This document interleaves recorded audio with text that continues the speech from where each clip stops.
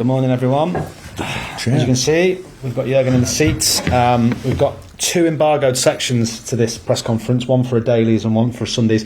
Therefore, not everyone who puts their hand up, I'm afraid, is going to be able to ask a question, but we'll get around as many of you as we can. First couple will be from Rob from Sky, then we'll go to another Rob from PLP, Juliet from the BBC, James from TalkSport, Carl from Press Association. Then we'll probably go to our first breakout. And again, apologies for those of you who do put your hands up. I won't be able to get to absolutely everybody. Rob, if you'd like to kick at this press conference off. Rob Dorset, I should say, from Sky Sports News. Thanks, Matt. Jurgen, lovely to see you. Hi.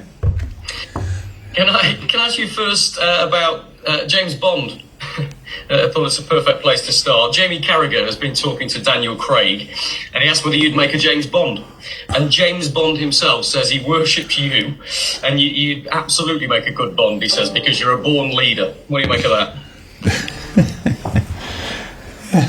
No, I don't want to be James Bond. Actually, that's not true. As a kid, I wanted to be James Bond, but that's long ago. So, meanwhile, I'm happy watching him doing what he's doing, and I was lucky enough to meet Daniel Craig on 2 occasions, I think, and I actually will miss him as James Bond, to be honest.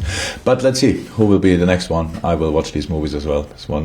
It went through my whole life. I followed all of them. I think it was, for me, Sean Connery. Start with Sean Connery, if I'm 100% right, and Roger Moore and all these guys. They did all a really good job, and it's a great story.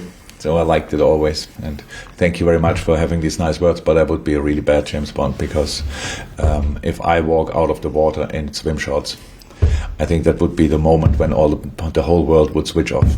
So, but no problem, we all have our jobs to do in life, and he has to save the world, and I have to help Liverpool from time to time. Thanks for playing ball on that one. Listen, Jurgen, this is a massive game, onto the serious business. Just how big is it, do you think? Big. It's Man City is an outstanding football team. They lost now against PSG after the game at Porto. I only knew the result, and I said they probably will strike back, but I don't have to. Actually, I saw now the game, obviously, and it was a really good football game. Man City played a really good game, which they lost in 2 situations, let me say like this, or 3-4 situations when they didn't use their chances, and PSG could score. But when you think about the quality of the PSG team, and then the way how Man City dominated them, that says a lot. That says a lot about the quality. So, we have to play a proper football game, I would say, to have a chance. But it's Anfield, and we are really looking forward to it. I can say that, yeah. You've scored 20 goals in your last 6 matches in all competitions. Has Liverpool's strike force ever been more potent in the time you've been there, do you think? I don't know. I cannot compare. I thought actually we scored quite a few goals in the last few years. So I don't know that it was that much more now, or I don't even know that. We scored some goals, that's true, but I know as well that we missed a lot of chances in that period. So it's clear. But I'm not sure if we should expect that now against City. I know there were games when we scored a good number, or they scored as well, a lot of goals against us, or we against them. But it always helps when you are. We are in a good shape, that's for sure. We are absolutely. We are in a good moment. Let me say like this, but. That's what you have to be to have a chance against them. They are still really, for me, probably the best team in Europe in the moment. So, and it's a tough one. And a week ago or so, a little bit more than a week, was today, last weekend, they played Chelsea, and everybody was talking about Chelsea, how good they are. They are good. Oh my God, they are really good. But City was clear better that day, and so that's the team we will face, and we have to win the game. We have to score goals. So all what we did in the last few weeks now is helpful, because we are confident in that department. But we have to defend on our absolute highest level to stay in the game and to make sure that the goals we score make the difference. Fantastic, thank you, Rob. We'll go to another Rob Scanlon for 2 from Premier League Productions. Hello, Jurgen. Whoever plays on the right for you obviously has a great challenge this weekend with João Cancelo, Jack Grealish potentially up against them. With Trent obviously not available for you, how does that kind of influence your overall plan for this game, please?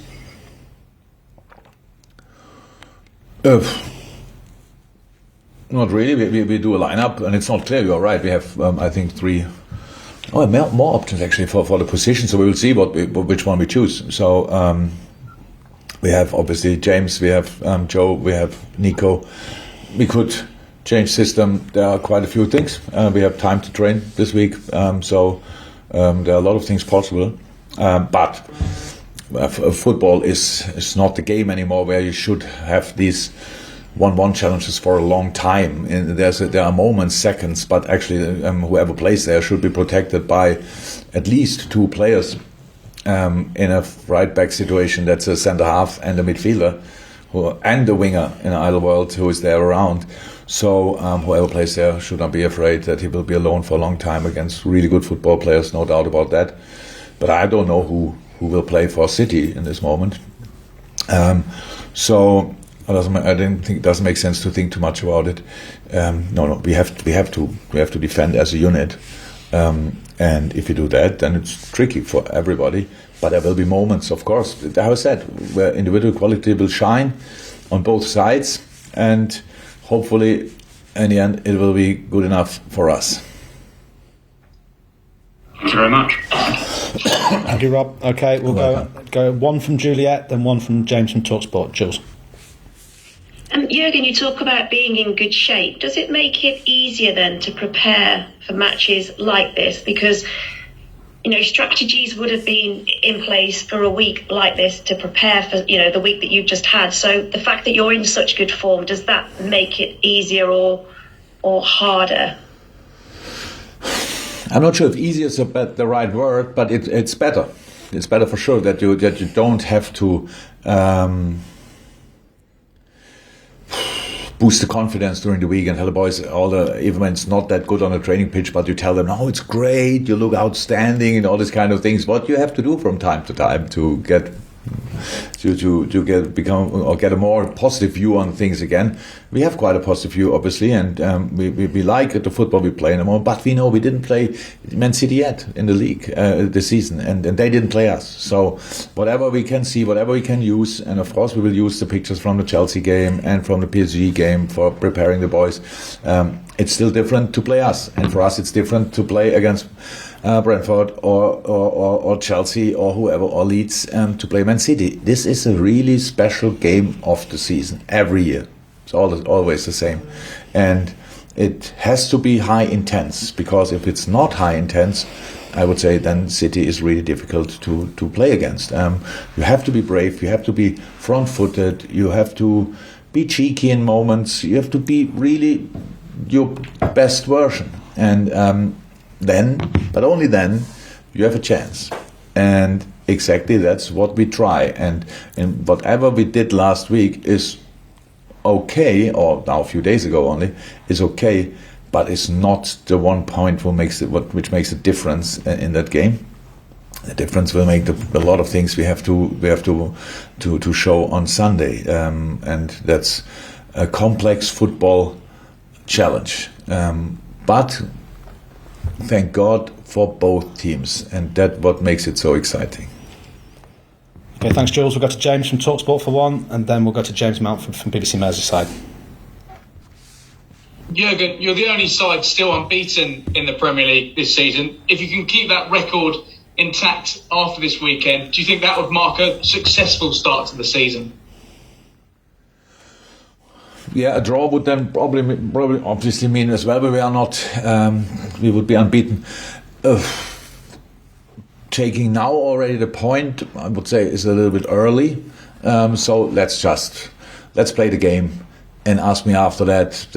Is then match day 7, right? The weekend. It's match days. It's the Premier weekend. League. Oh, yeah, Premier League match day 7. So yeah, so far the start is obviously okay, but it's not that we are overly happy and think we couldn't have done better and stuff like this. So it's just the start. So that's how it is, and we have to carry on. That's what we do. And I don't know which result. I know if we would win, I would think, okay, that looks now like a proper start. But I think then is Watford after that, after the national break. Then is Atletico, and then is Man United. So that's then match day 9. So I'm not too much interested in the start or whatever. I just want to play the best season we can play, and for that I don't want to draw any line under a specific part of the season and say then so far so good. So far it is so far so good, but it's just a few games in. So let's carry on, please. Thank you, James. James Mountford for one from Merseyside, then Carl Markham from Press Association. Hello, Jurgen. Hi. We had the really sad news this week about the passing of Roger Hunt, and I just wondered if you wanted to pay tribute and if you could talk about the connection that the players that you have feel towards those players in the 60s. There are so many people in our club who could say much more and find much better words for the impact Roger Hunt had on his club. Yesterday, when we had the ceremony at the stadium, I spent some time together with Kenny Douglas, John Aldridge, and a few other guys, and they obviously know much more about that. And but what they like about the club is that this club is really good in remembering their legends, and I really like that. And Roger Hunt, I think in its time, he was for sure one of the most influential players in the country and maybe in Europe.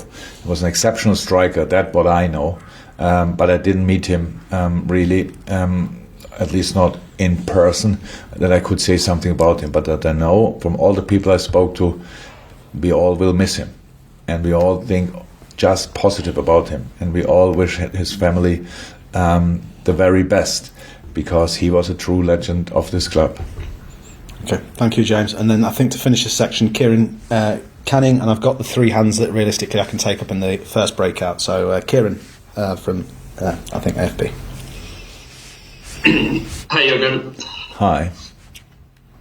Appears as if there might be some sort of exemption worked out for the players travelling to red list countries over the international break. I just wonder if you've had any information on that yet, and how it's going to work, because you're one of the clubs most affected with players going to those countries.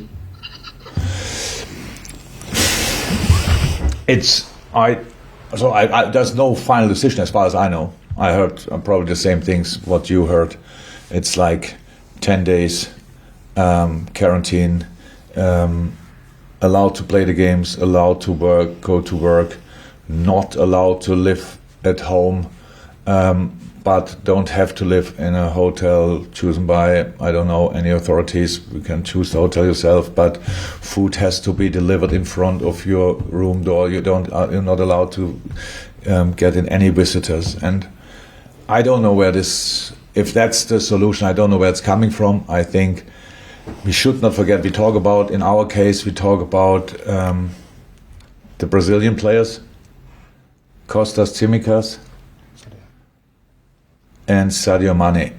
So that would mean for the players after the national break, they go for 10 to 12 days with their national teams, and then they go another 10 days away from their families into a quarantine. That's 22 days, and 2 weeks later there's the next international break, the next international duty. So it doesn't sound for me like a real solution. It's there are different things in it. Let's start with that.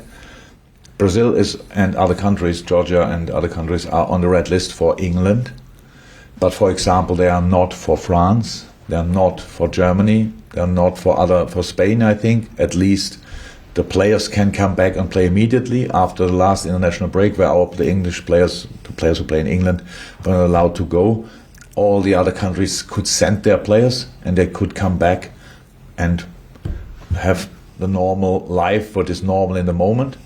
That it means the players are constantly in bubbles. They are here in a bubble. They are at their international duty in a bubble. And I don't know exactly why that's now different to how it already was. So what I really don't like about the thing, it's now, again, I don't think it's proper thought through. It feels a little bit that somebody in the government, first and foremost, I really think it's they cannot have all the information from playing football. They cannot have it. It looks a little bit like somebody opens a door in an important office at the government and it says, by the way, we still have to sort that with the footballers. He says, yeah, what about the footballers? What's wrong with them? Yeah, they play in Brazil and they're on the red list for us. Yeah, what do we think? Yeah, let's put them 10 days. Yeah, they don't like that. And I say, okay, then what can we do? Yeah, they don't like the situation with the hotel. So, yeah, then let them go in another hotel. So it's like, come on, boys. We take here people out of 3 weeks out of normal life for actually no real reason, because we take care for our players when they are here and live with their families. They don't do anything else. They go home, come to training and go home. Now we do them in a hotel and deliver the food in front of their door. That's just not right. With all the I look at the whole situation with all possible seriousness. But what we do now is we just move the responsibility to the players. So do you want that? Is okay for you? Can you do that? Or if you don't want it, then don't go to your national team. That's just not right. I really think whoever negotiated, whoever gave the informations to the people at government. I don't expect the government to be 100% in the Premier League situation. I'm thinking about the need of specific players.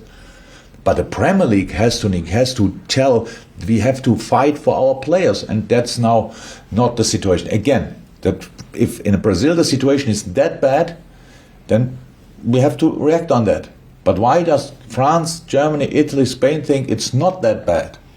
I don't know exactly. I don't know. Why can their players go back to France, go back to other European countries and play on and have the life they had before afterwards as well? And here they have to go for 10 days in a hotel with delivering the food in front of their door.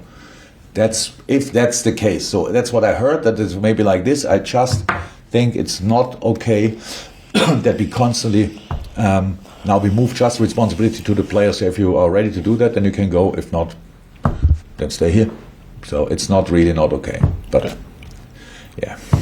There you go. Carl, last question in the open, then we'll go to the hands that we've got up. So Carl Markham. Hi,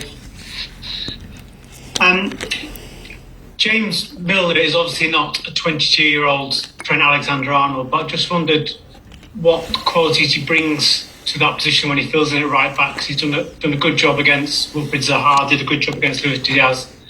Just wondered, obviously there's a difference, but he brings something different because of his experience, I presume. James is. I'm not sure that James knows already which positions he all can play. To be honest, so it's like he doesn't like the position, but he plays it for that really exceptionally well, because he's a smart footballer. So that's how it is, and he likes to be involved in the game, and that's why he always thought he has to play in the middle of the park. But in the way we play, the right back is quite influential, has quite a lot of possession.